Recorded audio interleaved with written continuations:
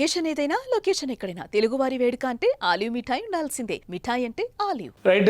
జైసల్మీర్ ప్రాంతంలో, రాజస్థాన్ సరిహద్దులో ఉన్నటువంటి జైసల్మీర్ ప్రాంతంలో పాకిస్తాన్కి సంబంధించిన F-16 ఎయిర్ క్రాఫ్ట్ వచ్చి అటాక్స్ చేసేటువంటి ప్రయత్నం చేసింది. దాన్ని ఛేదించడంలో సక్సెస్ అయింది భారత క్షిపణి రక్షణ వ్యవస్థ.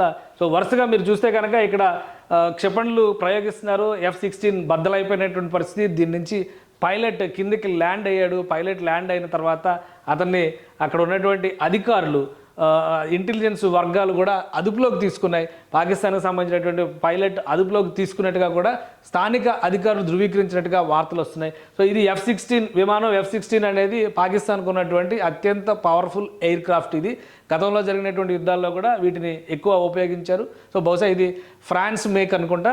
అప్పట్లో ఇది చాలా కీలకమైనటువంటి రక్షణ విమానంగా భావిస్తారు. ఇప్పుడు అధునాతనమైనటువంటి విమానాలు అంటే రాఫెల్ లాంటి విమానాలు వచ్చిన తర్వాత వీటి ప్రాధాన్యం తగ్గిపోయింది.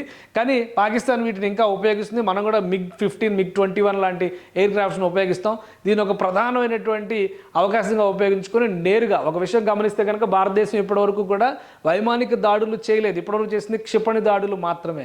భారతదేశంలో ఒక నిర్దేశిత ప్రదేశంలో ఎక్కడ నుంచి ప్రయోగించారనేటువంటి విషయాన్ని ఆర్మీ సీక్రెట్స్ విషయంలో దృష్టిలో పెట్టుకొని దాన్ని రివీల్ చేయడం లేదు. కానీ ఆ ప్రయోగించినది భారత భూభాగం నుంచే ప్రయోగించారు. గాలిలో నుంచి ప్రయోగించినా, నేలపై నుంచి ప్రయోగించినా కానీ భారత లిమిట్లోనే ప్రయోగించారు. అయితే సరిహద్దులకు వచ్చి మరి F-16 విమానం జైసల్మీర్ పైన అటాక్ చేసేటువంటి ప్రయత్నం చేసింది. భారత క్షిపణి రక్షణ వ్యవస్థలు వరుస పెట్టి క్షిపణుల వర్షం కురిపించడంతో అది నేల కొరిగింది. ఇక్కడ ల్యాండ్ అయినటువంటి పైలట్ని పట్టుకున్నట్టుగా, నిర్బంధంలోకి తీసుకున్నట్టుగా భారత సైన్యం అధికారులు, స్థానికంగా ఉన్నటువంటి అధికారుల నుంచి సమాచారం వస్తున్నట్టుగా తెలుస్తుంది. సో ఈ ఒక్క ఇన్సిడెంట్ చాలు భారత సైన్యం ఎంత వీరోచితంగా పోరాడిందో అర్థం చేసుకోవడానికి. ఇది ఒక కీలకమైనటువంటి ఘట్టంగా మనం చూడాలి.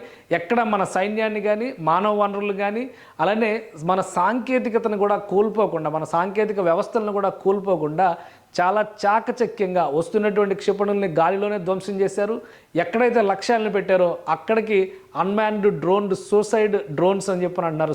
సూసైడ్ డ్రోన్స్ వెళ్ళి ఆ ప్రాంతాలన్నింటినీ కూడా విధ్వంసం సృష్టించాయి. పూర్తిగా టెక్నాలజికల్ వార్ఫేర్ని భారతదేశం ఈ యుద్ధంలో అనుసరించింది. ఇది పూర్తి స్థాయి యుద్ధంగా అనౌన్స్ చేయకపోయినా కానీ ఈ దాడుల్లో ఖచ్చితంగా భారతదేశం అనుసరించింది. దీనివల్ల మన దేశానికి సంబంధించినటువంటి విలువైన మానవ వనరులు ఏమాత్రం నష్టపోకుండా ఒక బలమైనటువంటి విజయగాథని లిఖించేటువంటి సందర్భంగా మనం దీన్ని చదువుకోవచ్చు. చరిత్రలో దీన్ని నిరూపించేటువంటి అవకాశం ఉన్న సందర్భంగా కూడా చెప్పుకోవచ్చు. సుమన్ టీవీలో మీ పర్సనల్ అండ్ బిజినెస్ ప్రమోషన్స్ కోసం కింది నెంబర్కి కాంటాక్ట్ చేయండి.